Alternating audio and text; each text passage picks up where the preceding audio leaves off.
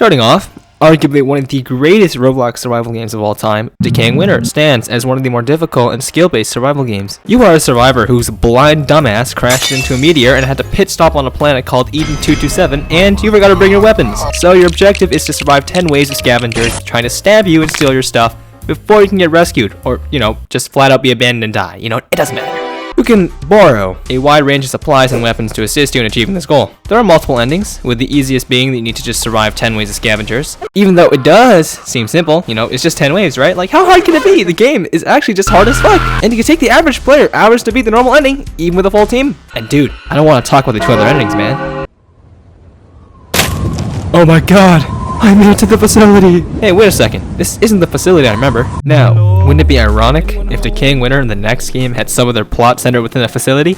No? I don't care. Say hello to Arcanoid, a game kind of like Doors or Pressure, but not quite. You need to flip switches in a room or beak breakers, I guess, and make it back to the elevator before the timer runs out while avoiding enemies, some of which include a literal god of time and fucking nuclear airstrikes. There being dozens of rooms to explore and even a boss fight on door 19 and probably more ahead, even though I can't get there, I'm too ass. This is more of a wildcard game until they add more features, unless they have and I'm just stupid. But with the current state it's in it's actually pretty good. Hey, wait a second, why are the walls so blocky all of a sudden?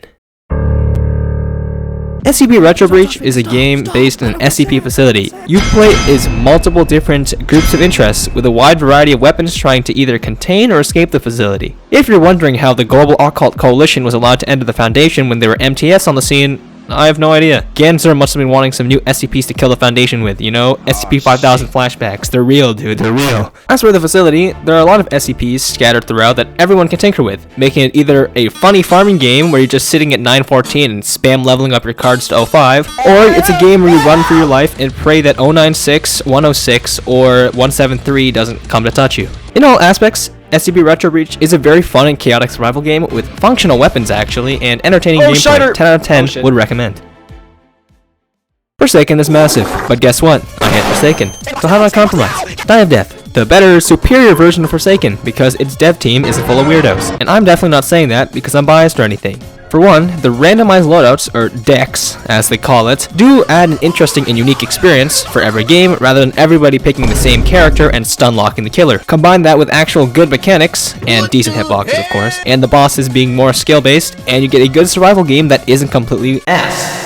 The game is also just more entertaining. Whenever I play Die of Death, I feel so happy. Maybe it's because it feels more like a passion project rather than a fucking industry plant. Because what other game uses TF2 sound effects like that? Like, this has to be a passion project, right? To summarize Die of Death, it's B. 10 out of 10. No, sorry, not even 10. 11 out of 10 would recommend. Oh, brother! Wait. What the fuck?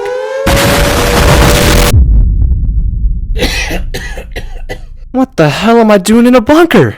Radiant Residence is a Roblox knockoff of 60 seconds, but I don't care because it does it justice. You were stuck in a shitty bunker and need to survive for as long as you can, surviving events.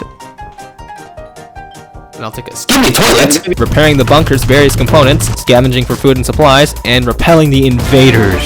It gets pretty intense as you go along, with supplies running low and events spawning every 10 seconds, and just the overall morale and mental sanity draining out of your party, assuming you have friends to play with, and assuming they're actually intelligent in the first place. Or not mentally insane, they could be insane, doesn't matter. Hey, but on the bright side, it's been 10 years, and the nuclear winter ended. I can go back to the service now.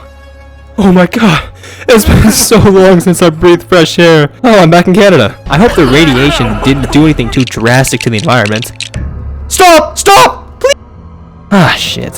This is Westwood, a game where you're stranded in an abandoned town where a mutated moose or deer tries to touch you in your special area when the night comes. You have nothing to defend yourself with except for some weak-ass bear traps. To go even further, you have a sprint, hunger, thirst, and sound bar, which you need to manage because eating or drinking foods makes big sound, and big mutated deer nor like sound and will come and touch you. And if you think you could use your teammates as a scapegoat, you can't! Because no matter how far away you're from the thing, I swear to God, if it locks onto you, if it smells you with its big ass nostrils, it will come for you. It's coming for me! I'm dead! I'm dead! Even though its features are limited, the game itself is actually pretty fun. I think I'll just leave the town in the day. Hopefully it doesn't follow me. Maybe if I go to Detroit, it'll leave me alone, No one likes to go to Detroit. What the...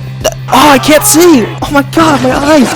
Oh my god, the military can't. Hold up. Is that the Soviet Union? Project Delta is more of a slow-paced survival game, with their goal being to just survive in a post-collapsed Soviet Union, I think. I'm not sure exactly what the lore is. To survive, collect weapons, supplies, and other essentials to protect yourself from the other players. The ridiculously overpowered bandits and NPCs that blast metal music, and the natural hazards like radiation and floating electro balls.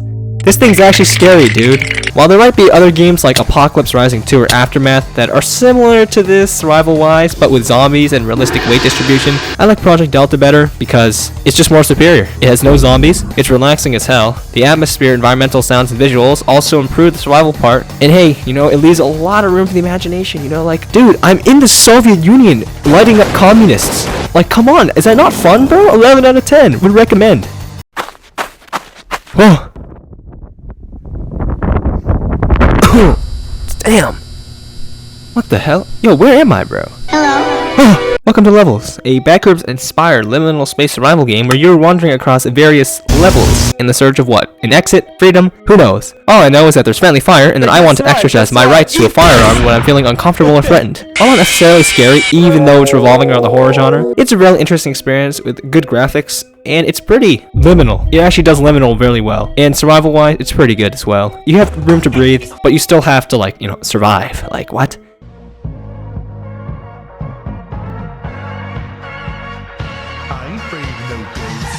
Demonology is a game where you act as a neighborhood Ghostbusters, buying expensive and fancy tools that can only detect the ghost, so you rely on a measly wooden cross, holy water from the churches, and a rock salt shotgun to save your ass from the ghost. The goal is to, guess what? Guess the ghost that's haunting your location and hope it doesn't spawn and suck your soul straight out of your body. It's actually pretty fun, it's really simple, and anyone can get into it. It's much better, especially if you factor in stuff like friends, cursed items, and the eerie-ass atmosphere. Wait a minute, this is just Phasmophobia. And guess what? Demonology's stupid cousin just showed up for the family function. Say hello, intruder. Please don't go into my room, dude. Anomaly Watch is sort of similar to Demonology, except it's kinda not, you know. In this game, you're traveling around a map, trying to find anomalies that can be categorized into 8 different things. While that's happening, you're getting paranoia pumped into you because there's a chance for one more anomaly to spawn, a weirdly distorted image to appear. Hey, what the why is this dude so black with eyes, man? Or a big black guy by the name of Malamal de Griffin Asingrit to spawn and try to touch you while you explore and try to locate these anomalies. Definitely a fun game to play, unless you hate that feeling of dementia when you play an anomaly game and you're like, wait a minute, was that there last time? No, that was there last time.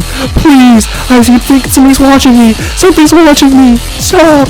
Well, anyways, that was Roblox survival games. Genre definitely has more gems like these ones, but you know what? That's for you. I just opened the door for you. You guys have to explore and enjoy. However, since I'm a greedy, if you do want part 2, 50 likes, that's all it takes, man. Just do it. You know, make sure to like, subscribe, and join the Discord down below. Thank you for watching, and I'll see you next time.